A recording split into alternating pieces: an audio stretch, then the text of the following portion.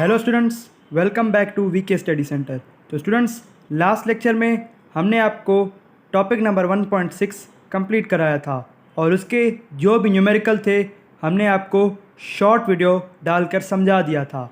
आज हम आते हैं इस चैप्टर के लास्ट टॉपिक यानी कि 1.7 केमिकल कैलकुलेशंस पर। अब केमिकल कैलकुलेशंस क्या हैं? केमिकल कैलकुलेशंस हम सिंपली कहते हैं मोल्स को कैलकुलेट करना और number of particles in a substance को कैलकुलेट करना। जो भी सारी कैलकुलेशंस होती हैं वो सब या फिर मोल्स की होती हैं या फिर पार्टिकल्स ऑफ अ सब्सटेंस की होती हैं। जो भी सारी कैलकुलेशंस होती हैं उसके लिए हमें सबसे पहले मोल इम्पॉर्टेंट होना ज़रूरी है। मोल अगर हमें नहीं मिला हुआ होगा तो वो केमिकल कैलकुलेशन पॉसिबल नहीं हो पाएगी।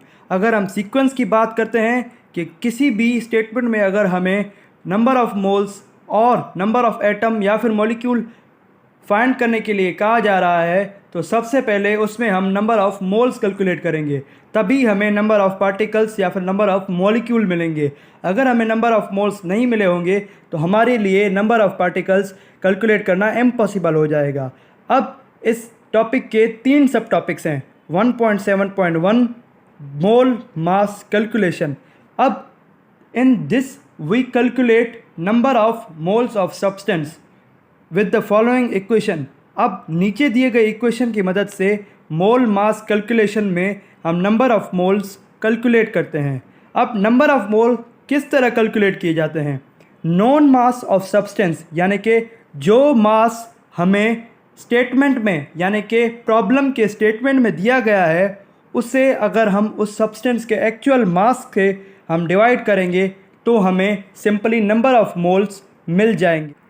अब हमें अगर किसी प्रॉब्लम में नंबर ऑफ़ पार्टिकल्स दिए गए हैं और उस नंबर ऑफ़ पार्टिकल्स से हमें ये बताना है कि उस नंबर ऑफ़ पार्टिकल्स में कितने नंबर ऑफ़ मोल्स होंगे तो उसके लिए ये इक्वेशन इस्तेमाल की जाती है। अब हमें अगर नंबर ऑफ़ मोल्स पूछा जाए और हमें किसी भी एलिमेंट के रैंडम अमाउंट ऑफ़ पार्टिकल्स दिए जाएं उससे हम कैसे नंबर ऑफ़ मोल्स निकाल सकते हैं? सिंपली उस अमाउंट को अगर हम एवोगैड्रोस नंबर जो कि 6.02 मल्टीप्लाई 10 टू पावर 23 होता है उससे अगर हम डिवाइड कर दें तो सिंपली हमें नंबर ऑफ़ मोल्स मिल जाते हैं अगर हमें पार्टिकल्स दिए गए हों। अब इसका एक प्रॉब्लम एग्जांपल 1.10 है जिसमें हमें पूछा जा रहा है कि calculate number of moles, number of molecules and number of atoms present in 10 grams of H2SO4। अब सल्फ्यूरिक एसिड के हमें 10 ग्राम्स ऑफ मास दिया गया है और हमें नंबर ऑफ़ मोल्स और नंबर ऑफ़ एटम और मॉलिक्यूल फाइंड करने को कहा जा रहा है। तो इसमें भी हम सबसे पहले नंबर ऑफ़ मोल्स कैलकुलेट करेंगे, उसके बाद ही नंबर ऑफ़ मॉलिक्यूल्स कैलकुलेट करेंगे। तो नंबर ऑफ़ मोल कैलकुलेट करने के लिए एक तो नॉन मास जो कि किसी भी सब्सटेंस का हमें स्टेटमेंट में दिया जाता है जो कि इस स्टेटमेंट में है 10 ग्राम्स, और उसी सब्सटेंस का एक्चुअल मोलर मास यानी कि एटॉमिक मास, मोलर मास जो कि सल्फ्यूरिक एसिड का 98 ग्राम्स है, ये हमें पता होना चाहिए। और number of mole simply calculate करने के लिए जो हमें नॉन मास मिला है जो कि 10 ग्राम्स है और मोलर मास यानी कि actual mass of that substance से अगर हम डिवाइड करेंगे यानी कि 10 को हम 98 से डिवाइड करेंगे तो हमें नंबर ऑफ़ मोल्स जो कि 0.10 मोल्स है वो मिल जाएंगे। अब नंबर ऑफ़ मोल्स तो कैलकुलेट हो गए, अब हम कैलकुलेट करेंगे number of molecules. Number of molecules calculate करने के लिए सिंपली हमें इस इक्वेशन को रीअरेंज करना पड़ेगा। रीअरेंज करने के लिए नंबर ऑफ़ मॉलिक्यूल्स फाइंड करने के लिए अब हमें नंबर ऑफ़ मोल्स जो हैं उसको एवोगैड्रोस नंबर यानी कि 6.02 इंटू 10 टू पावर 23 से मल्टीप्लाई कराना पड़ेगा। अब जो हमें नंबर ऑफ़ मोल्स मिल चुके हैं तो उसको हम एवोगैड्रोस नंबर से मल्टीप्लाई करेंगे और उसका आंसर आएगा 0.602 मल्टीप्लाई 10 टू पावर 23। अब यहाँ पर पॉइंट से पहले ज़ीरो है तो ये पॉइंट से पहले वाला ज़ीरो काम का नहीं होता, तो अगर हम इस पॉइंट को यहाँ पर 6 के आगे लगा दें तो एक ज़ीरो ख़त्म होने की वजह से एक पावर में भी माइनस आएगा। अब अगर पॉइंट राइट साइड मूव हो रही है तो -1 किया जाएगा। अब अगर पॉइंट लेफ़्ट साइड मूव हो रही है तो +1 किया जाएगा। अब यहाँ पर राइट साइड मूव हो रही है तो -1 किया जाएगा। तो 23 में से अगर हम -1 करेंगे तो हमें सिंपली 6.02 × 10⁻22 मिलेगा, क्योंकि पॉइंट राइट साइड पर मूव हुई थी। और आज का हमारा लास्ट का टॉपिक है 1.7.3 मोल वॉल्यूम कैलकुलेशन। वॉल्यूम की मदद से हम मोल कैसे निकाल सकते हैं। Mole quantities of gas is expressed in term of volume. अगर हम कहीं पर भी गैस की बात करते हैं तो गैस काउंट होती है वॉल्यूम में, यानी कि गैस को अगर हम काउंट करना चाहते हैं तो उसका जो फिज़िकल क्वांटिटी है वो वॉल्यूम है, और उस वॉल्यूम का यूनिट होता है मीटर क्यूबिक। अगर हम एवोगैड्रो की माने तो एवोगैड्रो कहते हैं कि 1 gram mole of any STP of any gas at STP volume of occupies volume of 22.4 dm cube and pressure is 1 atom। Avogadro हमें बताते हैं कि 1 gram mole of any gas, यानी किसी भी गैस का 1 ग्राम मोल या फिर 1 ग्राम मास हम लेते हैं तो वो वॉल्यूम ऑक्यूपाई करेगा 22.4 dm क्यूब, या फिर हम कह सकते हैं m क्यूब, यानी कि मीटर क्यूबिक, जो कि वॉल्यूम का फिज़िकल क्वांटिटी का यूनिट है। अब STP क्या है? STP यानी कि standard temperature and pressure. Standard यानी कि कांस्टेंट, टेम्परेचर यानी कि गर्मी, और प्रेशर यानी कि दबाव। टेम्परेचर 0 डिग्री हो और प्रेशर 1 एटम जितना हो तो 1 ग्राम किसी भी गैस का 22.4 मीटर क्यूबिक जितना ही एरिया ऑक्यूपाई करेगा। और अगर हमें वॉल्यूम दिए गए हैं किसी भी प्रॉब्लम में तो हम मोल्स किस तरह फाइंड कर सकते हैं।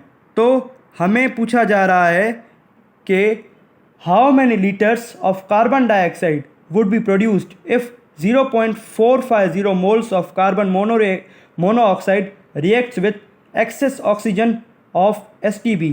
यहाँ पर हमें लीटर्स के बारे में पूछा जा रहा है कि कितने लीटर्स ऑफ कार्बन डाइऑक्साइड बनेंगे अगर 0.450 moles of carbon monoxide oxygen से रिएक्ट करेगा STP, यानी कि 0 डिग्री सेल्सियस के टेम्परेचर पर और 1 एटम जितने प्रेशर पर।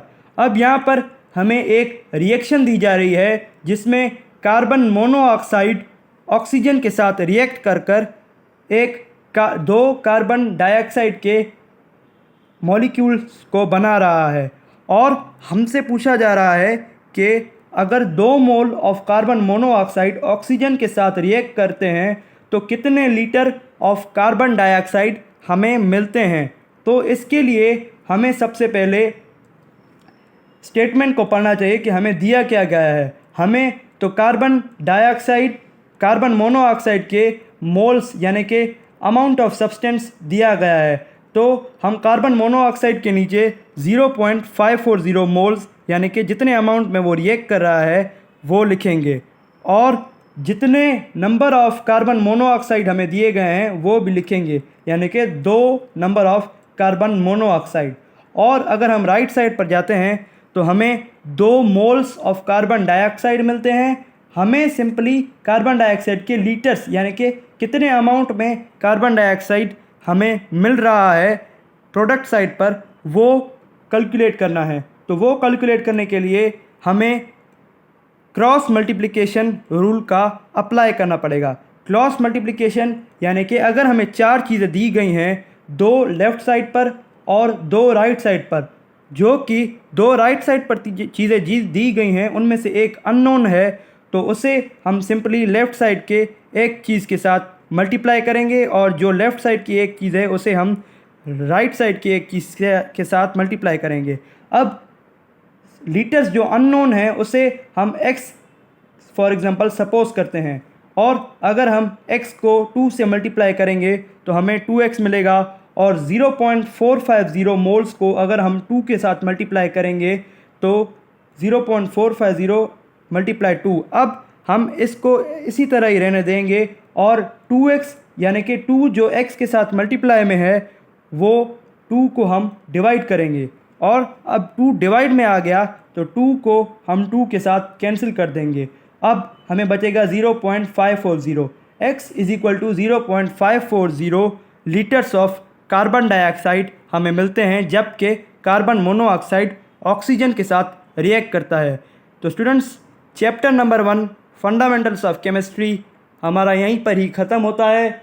हमारे चैनल को सब्सक्राइब कीजिए, हमारे वीडियो को लाइक कीजिए, ताकि हम आगे आने वाले टॉपिक्स के लिए लेक्चर ला सकें। Thank you so much.